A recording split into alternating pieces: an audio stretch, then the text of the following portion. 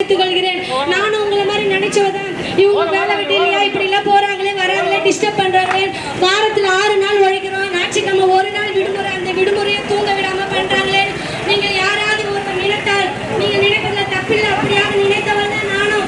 ஆனா ஏசப்பா ஜீவனுள்ள தேவன் என்பதை அவர் கொடுத்த ஜீவனை கொண்டு இப்ப நான் வாழ்ந்து கொண்டிருக்கிறேன். அதனால இந்த உலகத்தை சொல்வா யாம் பெற்ற இன்பம் பெருகை வைரகம் என்று. அதே போல நானும் இந்த ஏசப்பா ஜீவனுள்ள தேவன் என்பதை அறிந்து நான் இப்பொழுது ஜீவனோடு இருப்பது இயேசுவின் கிருபை என்பதை அறிந்து நீங்களும் அந்த இன்பத்தை எல்லாம் பெற்றுக்கொள்ளணும். இந்த இடத்துல சாட்சியாய் சுவிசேஷமாய் தெரிவித்துக் கொள்கிறோம். ஒவ்வொரு மனுஷனும் உழைக்கிறோம், 6 நாள் உழைக்கிறோம், 7வது நாள் ஓய்வு எடுக்க வேண்டிய இந்த நாளில் கூட எவ்வளவு பேர் வேலைன்னு சொல்லி ஓடுவாங்க.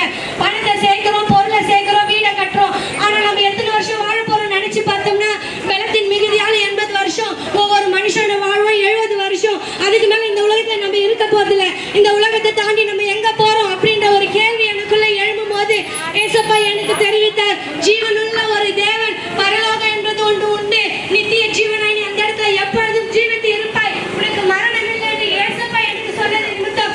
அதே போல இந்த சுவிசேஷத்தை கேட்டுக்கொண்டிருக்கிற ஒவ்வொரு சகோதர சகோதரிகளும் நீங்களும் என்னோட பரலோக ராஜ்யம் வர வேண்டும் என்பதற்காக அடியானாக நான் இந்த இடத்துல சாட்சியாய் சொல்லுகிறேன். ஒவ்வொருவரும் இதை கேட்டுக்கொண்டிருக்க ஒவ்வொருவரும் இது ஒரு இவங்களுக்கு வேலையில வர்றாங்க அப்படின்னு நினைக்காதீங்க. நாங்க பரலோகத்துக்கு போறோம், நீங்களும் எங்க கூட வரணும்ன்றது ஒரு ஆத்மா பாரமா ஏசப்பா எங்களுக்கு சொல்லி கொடுத்தது. பெற்ற நன்மையை அனைவருக்கும் தெரிவித்து அவங்களும் கொண்டு வரணும் எனக்கு சொல்லி கொடுத்ததால